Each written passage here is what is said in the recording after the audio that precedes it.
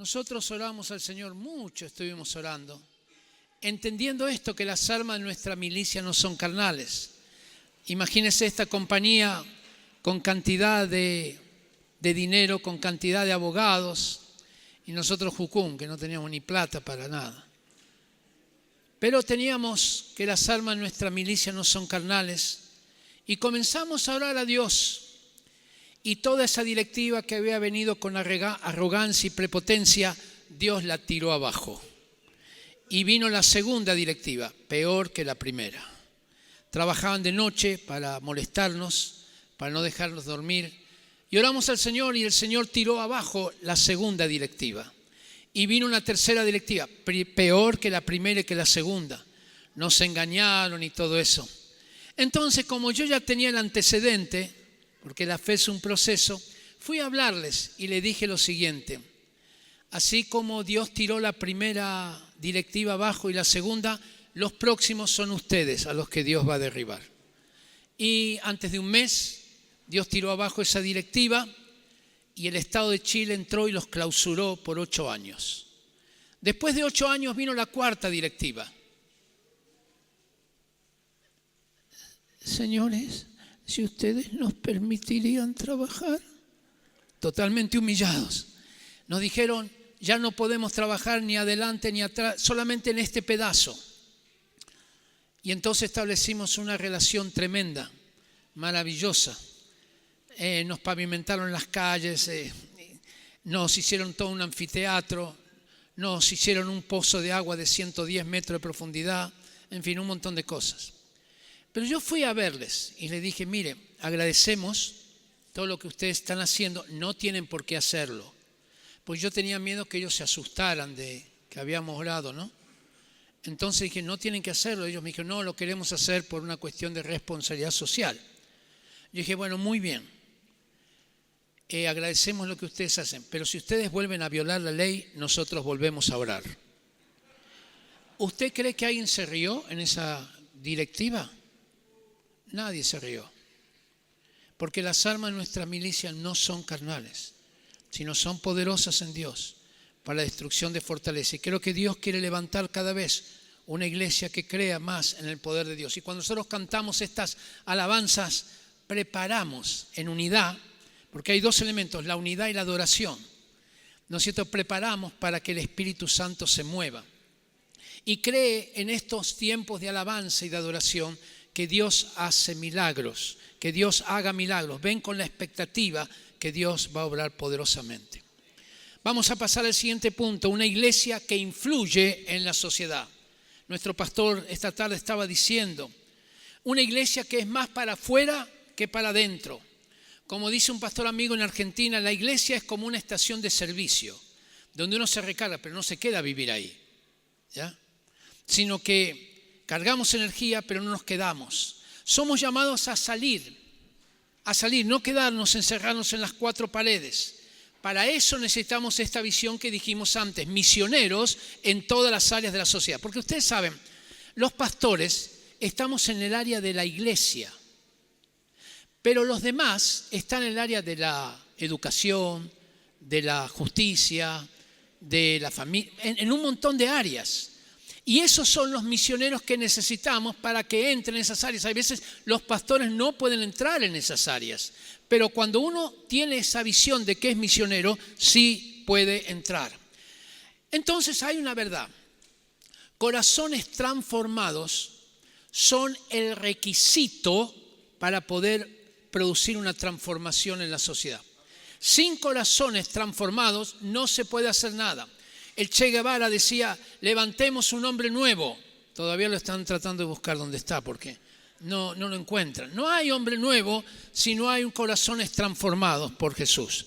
Pero corazones transformados por Jesús no son suficientes para producir un cambio en la sociedad. Tenemos que avanzar un paso más. Es una cuestión de visión, es una cuestión de compromiso. Si soy un corazón transformado, pero con una visión que soy un misionero en esa área donde Dios me colocó. Y ahí vamos a empezar a ver tremendas transformaciones. Quizás tengamos que cambiar a qué llamamos ministerios en la iglesia, Porque a lo mejor cuando nosotros pensamos en ministerio en la iglesia, pensamos lo que se hace dentro de la estructura de la iglesia. Pero cuando entendemos que la iglesia es cuerpo de Cristo, más amplio, entonces ministerio en la iglesia será también lo que hacemos fuera, lo que hacemos en la oficina, lo que hacemos en la fábrica, lo que hacemos en la universidad. ¿Me explico? Porque tenemos el concepto que la iglesia no se limita a lo institucional, no se limita a estas reuniones, sino que hay iglesia 24/7 y que ahí nos metemos y ahí estamos para transformar. La iglesia es el cuerpo de Cristo, trasciende la iglesia institucional. Es más grande que todas las organizaciones. Ahora, eso no quiere decir que las organizaciones sean malas. Las organizaciones pueden ser instrumentos, las denominaciones, en las manos del Señor. Pero hay que entender que la iglesia es mayor que cualquier denominación. Entonces, buscamos esa unidad del cuerpo de Cristo. La iglesia no se agota en lo institucional. Hay que reconocer inclusive que hay veces la iglesia institucional persiguió a la iglesia cuerpo de Cristo. Jesús fue perseguido por los religiosos de su época. Claro, no podemos llamarla iglesia cristiana, pero en los religiosos. Muchos de los profetas fueron perseguidos por otros profetas o fueron perseguidos por los sacerdotes. Lutero tuvo que oponerse a la iglesia institucional y fue perseguido por él. Así que, volvemos, el llamamiento no es para unos pocos. Todos tenemos llamamiento. Lo que hay que preguntarle al Señor es dónde, cómo, cuándo. Y tendremos que cambiar la pasividad por la iniciativa, la innovación. Hermanos, hemos estado muy pasivos. Basta de esta pasividad. Vamos a llenarnos del espíritu de adoración, no solamente para ponernos contentos, sino para que eso sea un impulso profundo para llevar el evangelio a todos los lugares. Y esto va a significar un cambio fuerte de paradigmas. Quizás en lugar de iglesias vengan, tenemos que tener iglesias vamos. Quizás en lugares menos formales, de maneras menos formales, pero no por eso menos profundas y comprometidas. Y esto me lleva a otro punto, que es, creo que en la iglesia del siglo XXI se van a levantar expresiones de iglesias nuevas, que no conocemos posiblemente hasta hoy. Fidel Castro en Cuba mandó que los templos se cerraran y les dijo, basta de templos. ¿Quieren reunirse? Háganlo en sus casas. Los cristianos dijeron, muchas gracias. Y levantaron un montón de casas. Yo estuve en una que era un living con una escalera y me dice que se reunían 120. Yo hice el cálculo y dije, si se reúnen 120 debe ser uno encima de otro, pero así están. Y la iglesia está creciendo. Entonces, yo pensaba cómo metieron 120 personas allá. ¿Por qué va a haber nuevas expresiones de iglesia? Permítame explicarle esto porque es muy importante. Nosotros pensamos que un avivamiento va a ocurrir en la iglesia, en el templo, en lo institucional, digamos. Pero es posible que no. En el tiempo de la Reforma, la iglesia, que era la iglesia católica, permeaba, influía en todas las áreas de la sociedad. Por ejemplo, estaba involucrado en la ciencia. Los grandes científicos eran cristianos, católicos. Estaba involucrado en la política porque el asunto es que el Papa tenía una influencia y un poder sobre los reyes de Europa. Estaba metido en la educación, ya que las universidades y colegios eran mayormente católicos. Pero en el siglo XV, a partir aproximadamente de 1447, la Iglesia Católica sufrió una tremenda crisis que se llamó la crisis de los papas renacentistas. Fueron 8 o 9 papas que amaban el lujo, que se inspiraban más en el pensamiento griego que en el pensamiento cristiano. Y el asunto es que comenzó a producirse una debacle total de la iglesia. Es en ese tiempo donde surge la Reforma. durante el papado de León X. En ese tiempo la iglesia estaba inclusive vendiendo la salvación a través de lo que llamó la venta de las indulgencias. Y entonces Lutero reaccionó a eso y dijo, no, la salvación es por gracia, no tiene por qué ser pagada. Y la Biblia tiene que ser para todos, porque hasta ese momento la Biblia era para unos pocos, había que tener un permiso especial para poder leer la Biblia. Los papas eran elegidos hasta esos momentos especialmente por familias poderosas como los Borgia, como los Medici. Muchas veces eran sus parientes, muchas veces asesinaban para que los nombraran cardenales que pudieran elegir al nuevo papa. Y es donde ocurrió la Reforma. Al producirse la Reforma, como la iglesia, la religión permeaba todas las áreas, se produjo un cambio, un avivamiento en todas las áreas. Comenzó a surgir un arte propio de la Reforma. Durero, Bach, Rembrandt, Händel eran artistas de la Reforma, no del Renacimiento como nos enseñan los libros, porque volvieron a la Biblia, no al pensamiento griego. Y comenzó a producirse un cambio en la educación. La gente ahora quería leer, ¿sabe para qué? Para leer la Biblia. Cuando estaba en Suecia, un agente de turismo me llevó, me mostró cómo era la escuela y me dijo, la escuela estaba basada en la Biblia. Y el rey de Suecia mandó un decreto real para que toda la gente aprendiera a leer, era obligatorio, ¿sabe para qué? Para que leyeran la Biblia. Y Suecia fue el primer país que terminó con el analfabetismo. Y entonces, en el gobierno, las iglesias que eran episcopales, es decir, tipo pirámides, comenzaron a ser congregacionales. En otras palabras, se desarrolló el concepto de democracia que influyó en las 13 colonias de Estados Unidos. Y así, en las diferentes áreas, en lo social, en lo laboral, ¿no? Ahora la gente tenía que trabajar para la gloria de Dios y por lo tanto trabajaría duramente y en forma transparente y en forma honesta. ¡Wow! Cuando estaba en Suiza, vi un jardín de flores en la ciudad de Lausanne. Era un jardín de unos 2.000 metros cuadrados. Y no era un jardín privado, era de alguien que comerciaba con las flores.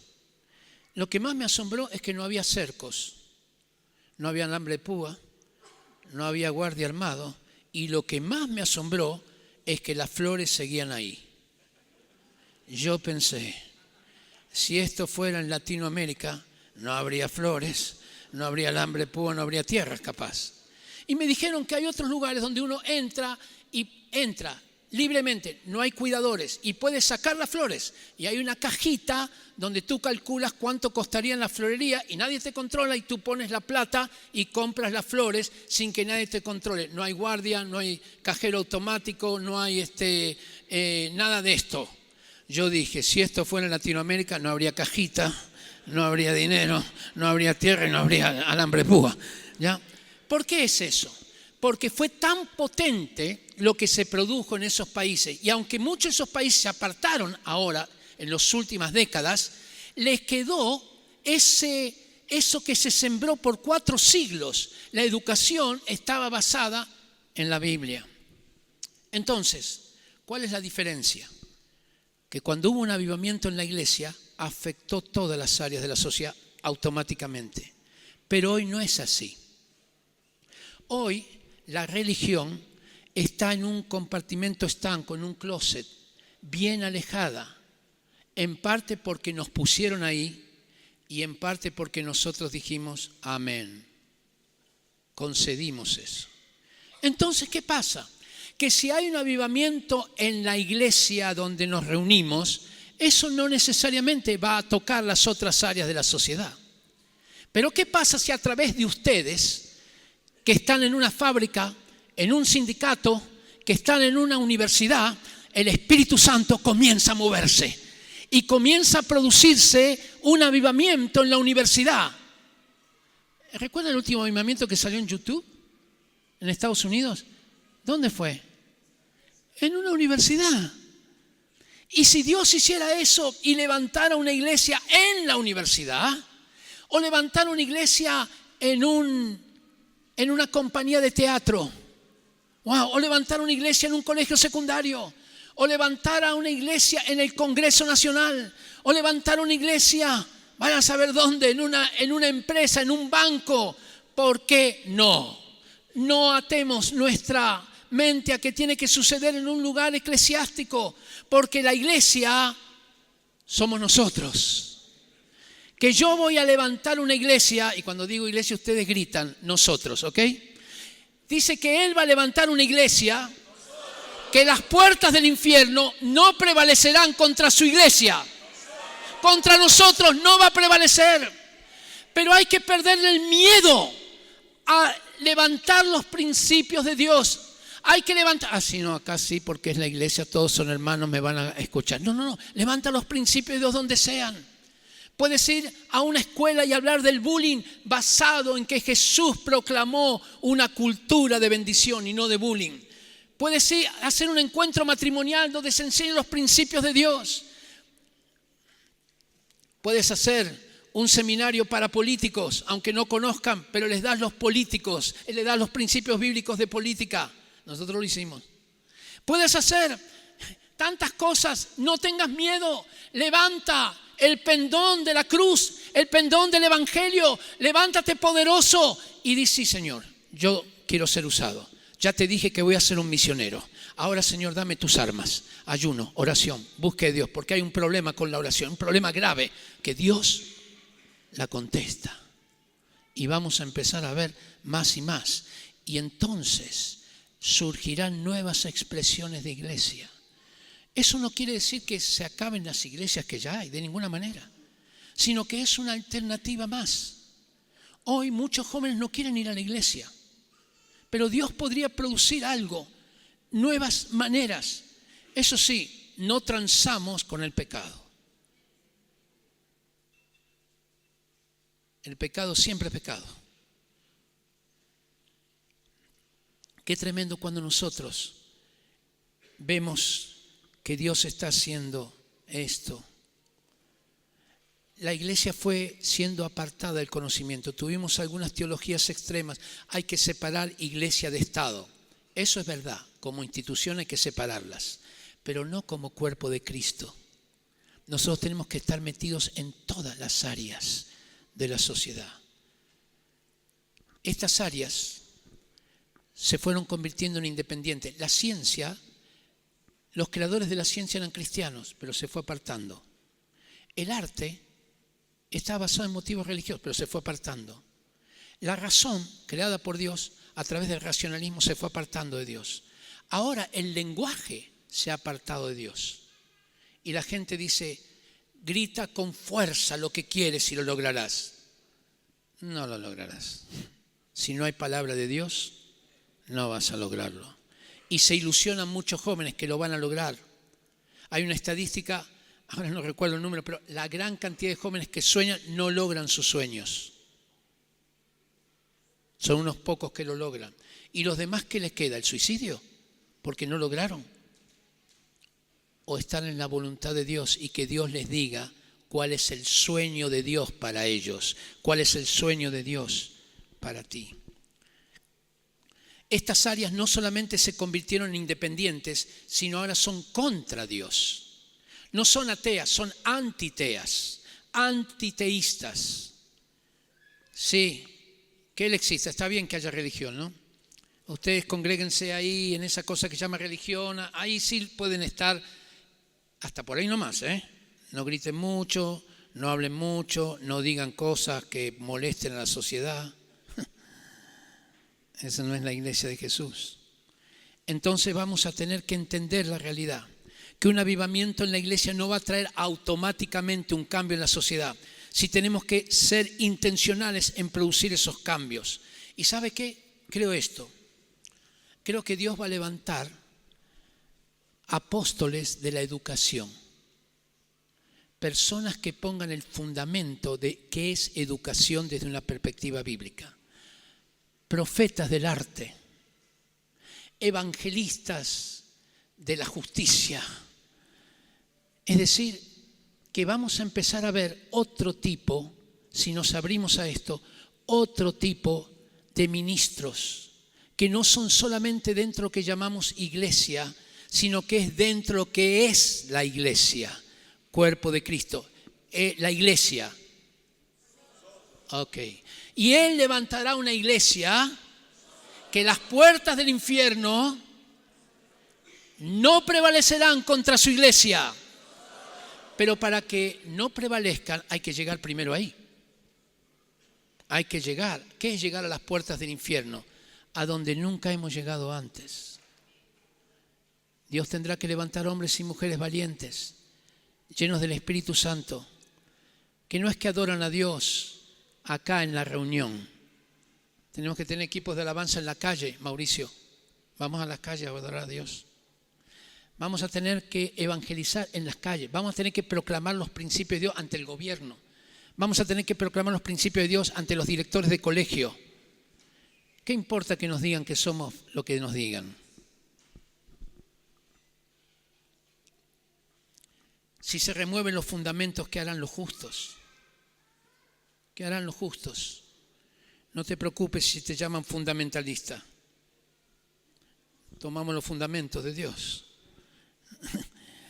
Aleluya. Bueno, entonces, creo que Dios va a levantar nuevos modelos de iglesia. Hoy está ocurriendo un avivamiento en esa universidad. Bueno, estuvo ocurriendo. Pero qué tremendo cuando Él nos lleve más y más. También tendremos que levantar una iglesia cercana a la gente. Parecido al punto anterior, pero ¿cómo hacía Jesús? ¿Vieron? Jesús estaba cerca de la gente. Algunas de las cosas son nuestras formas. Tenemos formas un poco religiosas que apartan a la gente del Señor. ¿Vieron? Hasta un lenguaje tenemos. ¿No es cierto, hermano? Que te bendiga. Y hoy hablaremos de la espada del Espíritu. La gente dice, ¿la qué? De la propiciación de los pecados. ¿La cuánto? De la redención que tenemos en Cristo Jesús y de la sangre vertida. Matan corderos ahí. Seamos más naturales. No impostemos la voz, amantísimo Padre. No, seamos naturales. Lo más natural posible. ¿Qué hacía Jesús? Era sumamente natural. Él tenía mucha comunión con el Padre, pero después estaba con los sembradores, con los pescadores, ¿no es cierto? Con los publicanos, con las prostitutas, estaba con todos. Era natural. Tendremos que estar más cerca de la gente. Y para esto hay que ver cuál es la necesidad de la gente. Algunas veces Jesús le preguntaba, ¿qué quieres que haga? Bueno, que soy ciego, que me des la vista. Ok. Ser consciente, sensible. Hay que discernir dónde está el pasto seco de una sociedad. Es decir, dónde la sociedad siente que le falta algo. Hoy, por ejemplo, las puertas están abiertas para entrar a cualquier lugar para hablar de prevención del suicidio. Un problema grave. O de la trata de personas. O del abuso infantil. Tenemos puertas que se nos abren. Entonces, nosotros tendremos que ser cercanos para entender los problemas y cómo respondemos a esos problemas. El problema de la pobreza e iglesias que se levantan para dar comedor, para llevar adelante comedores y dar almuerzos. ¿Sabe que la Biblia habla tanto de los pobres? Habla mucho, es un mensaje que hemos descuidado, pero habla tanto de los pobres. Jesús tenía una bolsa con sus discípulos para ayudar a los pobres. También, cuando los apóstoles dieron instrucciones, dice, mire, otras cosas pueden, pero no se vayan a olvidar de los pobres. Es decir, es muy importante cómo la iglesia va a reaccionar. Hoy tenemos un problema con la niñez abandonada. ¿Y si se levantan hogares cristianos que reciban a esos niños? Y oramos. Vamos a ser bien reales en todo lo que hacemos, en todo lo que hablamos. Una vez yo estaba predicando este mensaje y una amiga, Sandra, dijo, yo sé dónde está la necesidad. Las mujeres con el VIH, contagiadas por sus maridos que ya murieron de SIDA y les dejaron el virus adentro. Y comenzó a ministrar a esas mujeres. 12 de ellas se entregaron al Señor. Una era la presidenta de las mujeres con el VIH. Y tiene una organización internacional. y se declaró esta organización atea, porque no puede ser que haya un Dios con tanta injusticia. Y Sandra tuvo la oportunidad de ministrar en el Congreso Internacional de estas mujeres, y estas mujeres lloraban y dijeron: vamos a cambiar nuestra ideología, vamos a entender que la fe también es un camino. ¡Wow! Podemos hacer cuando entendemos cuáles son las necesidades, dónde tenemos que estar. No es en cualquier lugar. El pueblo de Dios se reunía en el templo, ahí afuera, ¿no? En la puerta del templo donde se congregaba la gente. Hoy tenemos un problema con la drogadicción. Ofrece un curso de drogadicción basado en principios bíblicos y te lo aceptan en todos lados. Hoy tenemos el problema de la depresión de los jóvenes. Ofrece un curso que va contra la depresión o la ansiedad y tienes las puertas abiertas. El embarazo, el área de los embarazos no deseados. Aquí está mi nuera, que dirige un ministerio que llamamos Red NAMI, que es una red de apoyo a la mujer con embarazo imprevisto. Y en estos tiempos tuvimos una chica que ella quería abortar, nos llamó. El asunto es que le dijimos: ¿por qué no lo tienes y después lo das en adopción cuando nace? La chica aceptó el consejo y nació el niño. ¿Usted cree que ella lo dio? Se quedó con el niño y nos dice: es lo más feliz que me ha pasado en la vida. Aprovechemos, seamos cercanos a la gente, entendiendo lo que está sucediendo. Bueno, un problema creciente es el tráfico de personas, como dije, y tenemos que adelantarnos, rescatar a chicas y a un niños que están allí metidos en este flagelo. Yo estaba en Alemania y veía prácticamente niñas ofreciendo su cuerpo ahí en el puerto de Hamburgo, ¿ya? Y Jucum ahí levantó un ministerio entre ellos. Pero tendremos que hacer mucho en esta área. Los víctimas de trata de personas con fines sexuales, con la cuestión de los órganos, con la cuestión de la explotación laboral. Los cristianos fuimos puestos por cabeza, no por cola. Somos los que tenemos que llegar primero a responder a estas necesidades. Fueron los primeros los cristianos los que abolieron la esclavitud. Fueron los primeros los cristianos los que defendieron a los niños que nacían débiles y deformes. Fueron los cristianos los que terminaron con el Coliseo. Fueron siempre primeros, fueron siempre primeros, fueron siempre primeros. Tenemos que ser primeros. Basta de reaccionar y tenemos que prevenir. Señor, esta es la necesidad de una sociedad. Ahora nosotros tenemos que prevenir eso y empezar a crear maneras de dar contestación a las necesidades de una sociedad. Cuando Jesús multiplicó los panes y los peces es porque vio una necesidad. ¿Quién les va a dar de comer? Wow, denle ustedes de comer, les dijo a los discípulos. Tremendo. Quiero tocar otro punto, que es la influencia del posmodernismo en la iglesia. Ahora sí vamos a hablar de la iglesia, de nosotros. En la época premoderna, en la Edad Media, la verdad es lo que decía la Iglesia Católica. Si la Iglesia Católica decía este libro no se lee, no se leía porque era la verdad. En la época científica y hasta prácticamente 1990 fue la razón la que determinaba la verdad. Principalmente el cambio se produjo después de la Segunda Guerra Mundial ante el fracaso de la razón y de la ciencia. La razón porque dijo que a través de la razón no iba a haber más guerras, y hubo un montón de guerras. Y de la ciencia porque dijo que iba a haber un progreso ilimitado y creó la bomba atómica que nos puso al borde de la extinción. Entonces, después de la Segunda Guerra Mundial, y en especial a partir de los años 90, es decir, que aquellos que son jóvenes no han vivido la otra etapa, comenzó este sentir: ¿dónde está la verdad? Y la conclusión fue: la verdad no existe. Lo que existe es tu verdad, mi verdad. Y la verdad comenzó a ser reemplazada por la opinión.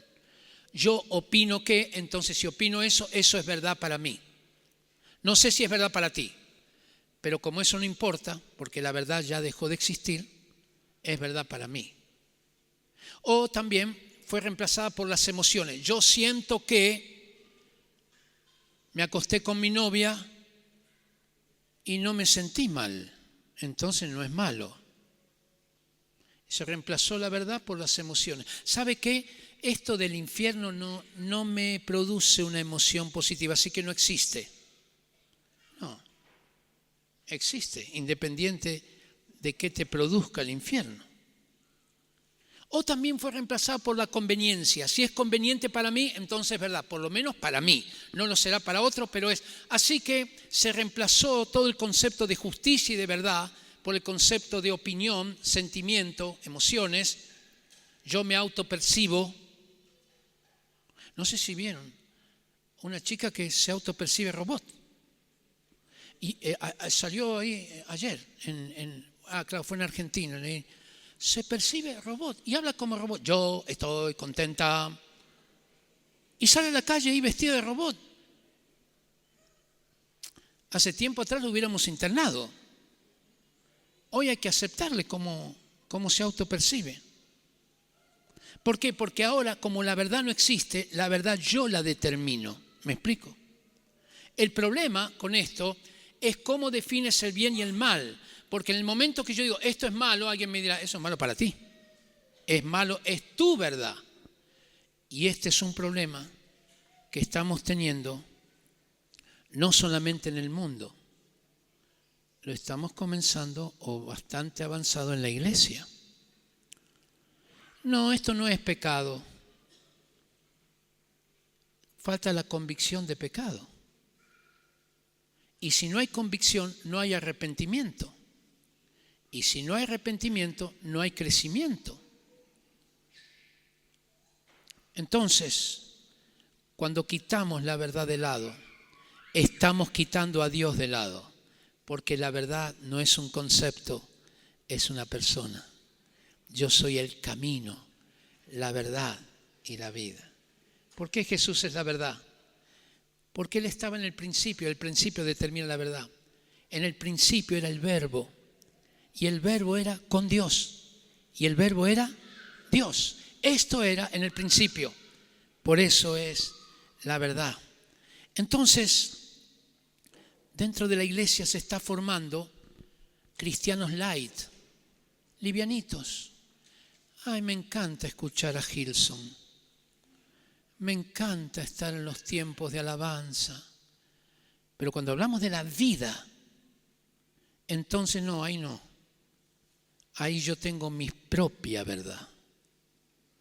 No está dispuesto a dar su vida por nada, porque como la verdad no existe, ¿cómo uno va a dar su vida por algo que no sabe si es verdad o no? No hay convicciones. No está dispuesto a dar la vida por la esposa o por el esposo, porque esto es mientras dure, mientras yo sienta que. No es que el amor nunca deja de ser, claro que deja de ser. Cuando lo dejo de sentir se terminó. Y se crean esposos light, esposas light.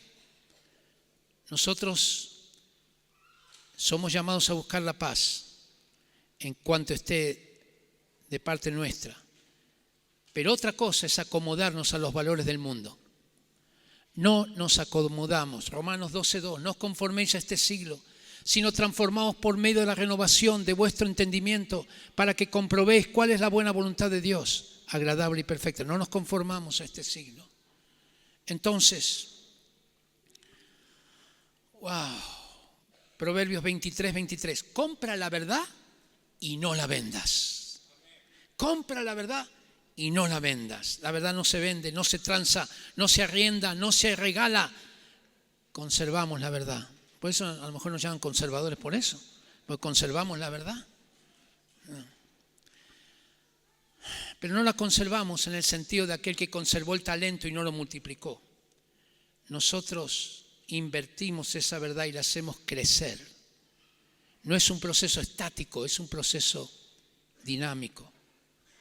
Pero hay veces el enemigo nos nubla la mente, porque al negar la verdad todo se hace relativo. Por eso tenemos una moral relativa. Es bueno, vaya a saber, depende de la situación, quizás, a lo mejor, no sé. Bueno, entonces voy a dejar este punto y quiero mencionar sí lo siguiente. En esta edad, en esta época postmodernista, hay varios términos que se utilizan: pluralismo, diversidad, tolerancia, no discriminación. Bueno, ¿sabes lo que tenemos que hacer los cristianos? Usar todos esos términos y decir, usted no me va a discriminar, ¿no es cierto? Porque yo predique en el colegio, no me estará discriminando. No es tolerante, entonces. Usemos todos esos términos. Yo lo hago en universidades, lo hago. No me diga, pero usted es tolerante, ¿no es cierto? Estoy seguro que sí. No, por supuesto, dice, que no, hable de lo que quiera. Así que no tengamos miedo. Vamos a ir. Vamos a ir adelante. Cuando los romanos perseguían a los cristianos le dijeron que la sangre de los mártires era la semilla de la iglesia. ¡Wow! Que un día comenzó a germinar. No te preocupes si te tratan de ridículo, de tonto, de intolerante, Toma argumentos y sé guiado por el Espíritu Santo y no tengas miedo. ¿Ya? El Señor está de nuestro lado. Entonces, yo me acuerdo cuando estábamos discutiendo cómo se previene el SIDA. Estamos con el diputado Marco Enrique Ominami, con Francisco Chaguán, Gonzalo Navarrete y el que era ministro de Educación, Sergio Vitar. Y entonces todos ellos hablaban de qué pueden hablar para hablar de prevención del SIDA. ¿De qué se les ocurre que hablarían? Del condón. Y yo le dije, pero según la Organización Mundial de la Salud, hay 3 maneras de prevenir el SIDA: abstinencia, pareja única y el preservativo. No es tolerante y es discriminatorio que hablemos de una sola cuando hay 3. Esto no aplica a la diversidad. Tenemos que aprender a ser diversos, tolerantes y no discriminar ninguna. ¿Y sabe qué dijo Marco Enrique Ominami con la claridad que lo caracteriza? Bueno, yo creo que estoy de acuerdo. Después dijo lo mismo Francisco Chaguán, después otro.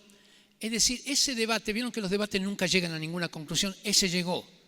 Y un mes después, por 44 votos contra 39, la Cámara de Diputados tomó la decisión de en la campaña de prevención del SIDA incluir las 3 alternativas. Y Chile fue el único país en Latinoamérica que hizo esto, todo el tiempo que duró la campaña. Es decir, nosotros podemos levantar los principios de Dios sin temor, porque los que antes no te escuchaban, te escucharán. Y estarán obligados a abrirte las puertas, porque de lo contrario serán intolerantes, retrógrados, discriminadores, y podemos abrir espacios para el Evangelio. Bueno, con los empresarios están, perdón si hay algún empresario, bastante perdidos. Necesitan tanto del Señor.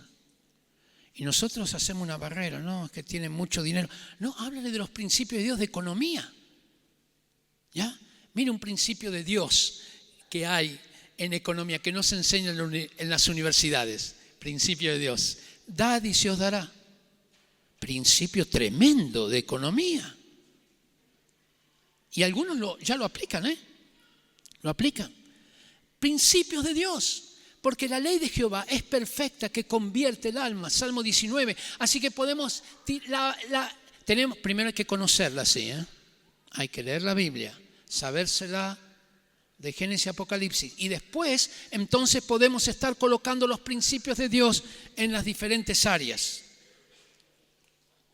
Bueno, tenemos la posibilidad de entrar en lugares donde no hemos entrado antes. Nosotros tenemos un equipo que enseña sobre cultura de bendición. Y entonces, lo contrario a la cultura de bendición es el bullying. Y los colegios nos invitan, colegios no cristianos, porque como el bullying es un problema, y nosotros les hablamos que los principios de bendición los aprendimos de Jesús, que Él bendecía aún hasta los enemigos. Y les enseñamos a los alumnos cómo bendecir, dando gracias, valorando al otro, valorando sus aptitudes y sus actitudes, pidiendo perdón. Y después hacemos la práctica y no va a creer lo tremendo que pasa con los alumnos no cristianos. Terminan llorando, reconciliándose y todo esto. ¿Por qué? Porque los principios de Dios son perfectos. No tengas miedo de colocar los principios de Dios en cualquier lugar. En tu empresa. Disculpe, señor gerente, si yo no miento. Tiene que mentir porque las necesidades de la empresa, según la filosofía, no, es que yo no miento. ¿Y qué te va a decir? Te van a echar. Y después le dices, y como no miento, usted tiene en mí una persona leal que nunca le va a mentir. Y no te echa. A mi hermana le pasó eso y le subieron el sueldo. Dijo, no, quédese, señorita, quédese. Y después una arquitecta dijo, Evelyn, ella era la recepcionista, Evelyn, dile que no estoy. No, es que no puedo decir eso. Tienes que decirle eso. Y sale el gerente general y reta a la otra arquitecta. Dice, arquitecta, atienda, después le explico. Tiene que atender el teléfono. Es decir, no fue en contra de mi hermana, fue porque nosotros somos llamados a ser sal y luz. Y Dios honra a los que le honran.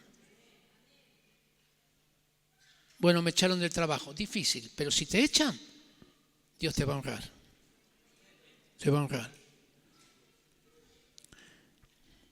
Entramos a las cárceles creyendo que los presos pueden ser rehabilitados. La gente no cree en eso. Sí, en Cristo hay rehabilitación. Y cuando un drogadicto es liberado por el poder del Espíritu Santo, también producimos transformación. Cuando hablamos de los principios de economía, también funcionan. Qué lindo que Dios hace esto. ¿Qué hora es? Un poquito. Bueno, vamos a decir otras dos cosas más. La iglesia del siglo XXI tendrá que valorar el ministerio de la mujer más y más. Jesús fue el único maestro de la antigüedad que tuvo discípulas mujeres. Ni Aristóteles, ni Platón, ni Sócrates, ninguno de esos tuvo discípulas mujeres. Jesús tuvo muchas discípulas mujeres. Lucas capítulo 8, Susana, Juana, María Magdalena, Marta de Betania, María de Betania y muchas otras, dice la Biblia, que inclusive les servían con sus bienes. Fueron las que lo acompañaron a Jesús a la cruz, de lejos, dice uno de los. Fueron los que fueron a la tumba primero, las que vieron resucitados, las que se convirtieron en tremendas testigos de la resurrección de Jesús.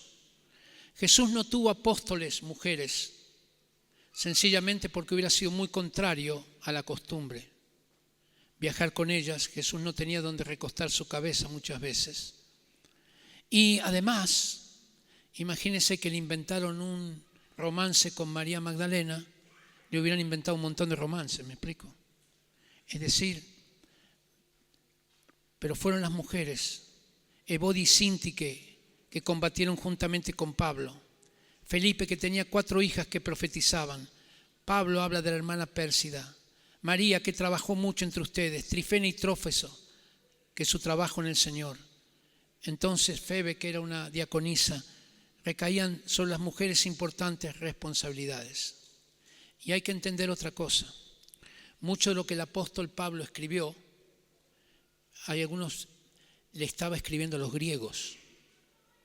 Y los griegos tenían a la mujer en muy baja estima. No la consideraban ni ciudadana ni persona de primer grado. Entonces le estaba haciendo pasos. Pero cuando Pablo dice que el hombre tiene que amar a su mujer y entregarse por ella, lea el Islam, el Corán, si dice eso. ¿Ya? Lea si algún escrito de los Vedas dice eso. Era una tremenda revolución. Y cuando Pablo dice que en Cristo Jesús no hay esclavo ni libre, no hay hombre ni mujer, sino que todos son uno en Cristo Jesús, está produciendo una revolución en el pensamiento. Tendrá que haber en la iglesia del siglo XXI una integración de los jóvenes con los adultos. Hoy la gente vive más años, ¿se dieron cuenta? Imagínense, soy un joven. Antes una persona de 60 era viejita. Hoy no. La expectativa de vida ha crecido. Es decir, que los adultos mayores podrán comenzar nuevos ministerios. Adulto mayor, no digas, se terminó mi vida, no se terminó nada. Empiezan nuevas obras para el Señor.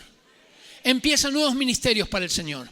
Clama a Dios y dile, Señor, hasta que me lleves a tu presencia. Gracias, Señor. Lo que significa que tendremos la posibilidad de dedicar más tiempo a ministerios específicos. Nace una nueva fuerza de misión, que son los adultos mayores. No, ahora voy a quedarme a ver la Netflix y no, aquí, tranquilito. Nada de tranquilito, ni tranquilita. Estamos para producir un cambio profundo y necesitamos de todos. Pero al mismo tiempo necesitamos de promover el liderazgo joven.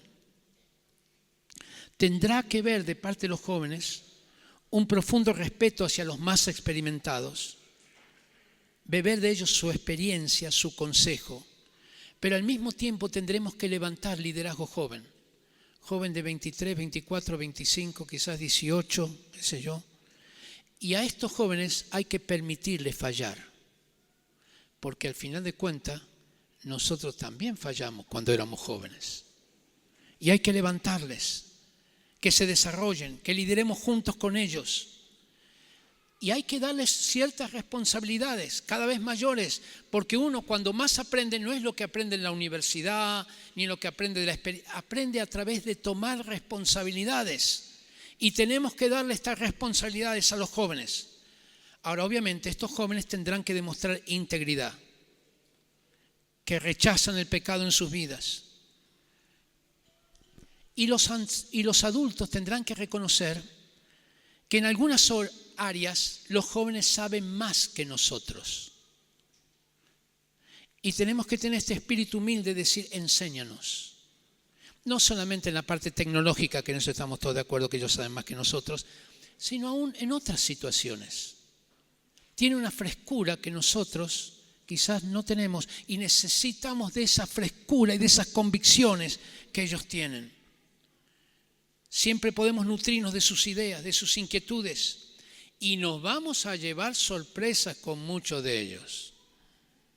Teníamos un joven en Jucún, todos me decían, échalo. Pero yo veía que en él había algo interesante en su vida. Tenía un compromiso con Dios, aunque tenía ciertos hábitos no tan buenos. Hoy él dirige un ministerio internacional. Es decir, que nosotros somos llamados a confiar y a caminar con los jóvenes y los jóvenes con nosotros. Jóvenes, no nos excluyan. Mayores, no excluyan a los jóvenes. Vamos a incluirnos unos con otros. No siempre el más viejo es el que más sabe. Necesitamos ser enseñados, liderados por los jóvenes. Y los jóvenes también necesitan ser liderados por nosotros. Lo mismo. Bueno, esta cita es muy conocida, ¿no? 1 Timoteo 4:12. Ninguno tenga en poco tu juventud. ¡Wow! Sino sé ejemplo de los creyentes en palabra, conducta, amor, espíritu, fe y pureza. Es decir, quiere liderar, tiene que ser ejemplo. No puede decir, no, yo quiero el liderazgo, pero no, tiene que ser íntegro, tiene que asumir responsabilidades. Pero acá hay un buen ejemplo de liderazgo intergeneracional. Pablo le da a Timoteo tremendas responsabilidades, inclusive establecer ancianos y obispos para las iglesias. Creo que en la iglesia hoy tenía que ser lo mismo. Tenemos que crear espacios para los jóvenes.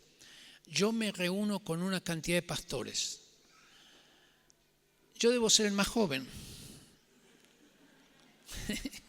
No lo digo en broma. Pero por ahí andamos. Es decir, necesitamos levantar una cantidad de líderes jóvenes, ya que nos enseñen,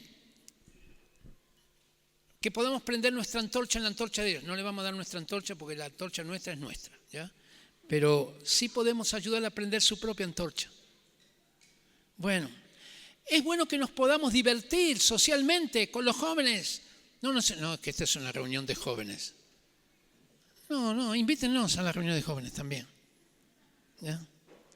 Bueno, otro elemento importante. Vamos a terminar. La importancia de la tecnología. La iglesia del siglo XXI tendrá que entender que estamos en un mundo cada vez más tecnológico. Y nos dimos cuenta durante la pandemia, ¿no? La importancia que tuvo la tecnología. Y como cristianos, históricamente hemos tenido prejuicios hacia todo lo que es tecnológico. Yo mismo, tengo que confesarle, las computadoras, será el 666. Ahora, ¿quién no usa computadoras? Los celulares, la televisión, cajón del diablo. ¿Ya? ¿Se da cuenta? Entonces, eso tomemos para lo que viene. Se viene la inteligencia artificial. No, que eso entonces el mundo lo va a usar. Sí, el mundo lo va a usar, te aseguro que lo va a usar. Pero nosotros también. Si nosotros no usamos eso, otros tomarán eso. Y lo harán para el mal. Lo harán para el mal. Imagínense Hollywood, si hubiera tenido hombres y mujeres cristianos en Hollywood. Hoy tendríamos un mundo evangelizado, y no digo que todas las películas hablen de Jesús, pero por lo menos que hablen de valores, de principios.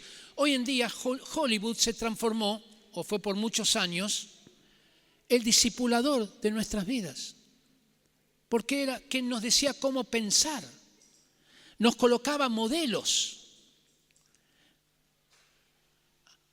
¿Cuántos vieron MacGyver?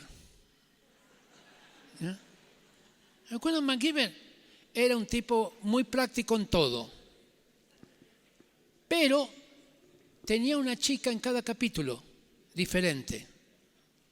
No se casaba nunca, en el tiempo que la gente se casaba. ¿Qué pasa ahora? La gente no se casa. Ha tenido una influencia. Nosotros no podemos dejar esto en manos del mundo. Es como dejar la política en manos de los impíos, la economía en manos de los impíos, la educación en manos de los impíos. Basta de esto. Reaccionemos y llevemos el reino de los cielos a cada área.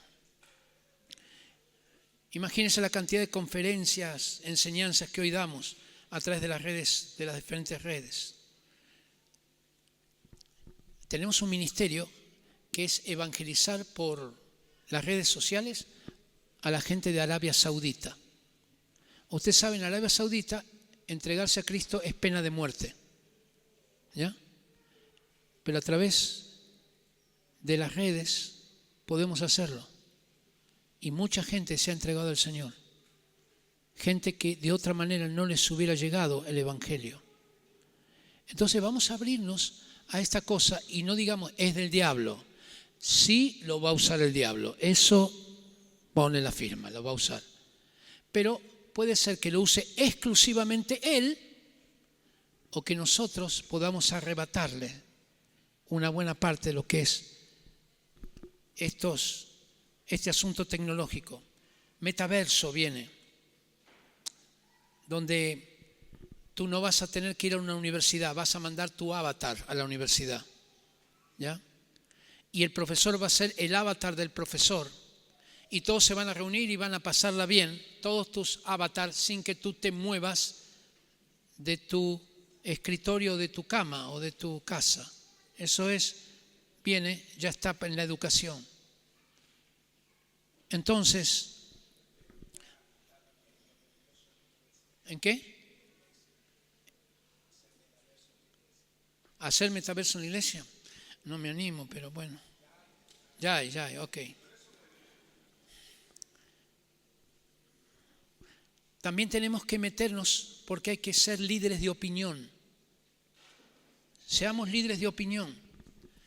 Cuando en el Mercurio aparece, entremos en las redes sociales. Cuando el Mercurio aparece en el mall, hay un montón de comentarios ante una noticia. Pon tu noticia. Ahora no le pongas de cierto os digo. No le pongas de esa manera, ¿ya? Hazlo de una manera más natural, pero seamos firmes en colocar los principios de Dios. Porque si nosotros no colocamos comentarios, ustedes saben que los políticos pagan a gente, los llaman trolls, para que hablen bien de ellos. ¿Se dan cuenta? El poder que tienen las redes. Ahora hemos hecho un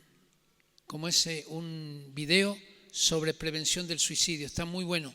Ojalá que lo puedan ver después. Vamos a ver, creo que está en YouTube, ¿no? ¿Ya? No sé si Pablo está por ahí, pero se llama Prevención del Suicidio. Así que todos tienen que poder escuchar. Y otra cosa, algunos dicen lo siguiente. Lo dijo un gran evangelista. Ya quiero adelantarles que no estoy de acuerdo con eso. Dicen, predica y si es necesario, habla. No, hermano, yo creo que hay que hablar. Está bien que prediquemos con nuestras acciones, pero hay que hablar. Pablo dijo, yo predico a tiempo y fuera de tiempo.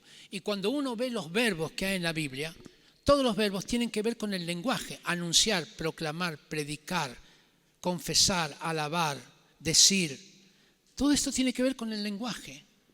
Tenemos que poder comunicar a través de todo lo que Dios habla. Tenemos que poder escribir. Quiero animarles a gente a escribir. Escriba cuentos para los niños. Escriba cuentos con valores cristianos. Comience a producir, a crear. No sé si se están dando cuenta de lo que les estoy diciendo, ¿no? Crear. No copies y pegues. Basta de copiar y pegar. Hay que crear. Todos ustedes y yo mismo tenemos creatividad porque participamos de la naturaleza de Dios, que es un Dios creador. Y entonces tenemos que poder crear. Vamos a crear cuentos, documentales, películas. Vamos a crear historias, narraciones. En 15 o 20 años vamos a tener los computadores cuánticos. Dice que se va a iniciar en la década del 2030 y que nos van a permitir acceder a una información que no tenemos hoy en día. Si ya estamos orgullosos con la información que tenemos hoy, imagínense cuando tengamos más información. ¡Wow! Su velocidad va a ser increíble. Un problema que un computador puede hacerlo en, no sé, 10 años, este lo va a hacer en 20 segundos, arreglar el problema. Así que va a ser impulsado esta inteligencia artificial, estos robots. Tremendo. Pero todo esto, y con esto voy a terminar, para que todo esto suceda, necesitamos un elemento especial. Y yo les voy a pedir que estemos orando ahora, porque mañana vamos a hablar de esto, y es la unidad de la iglesia.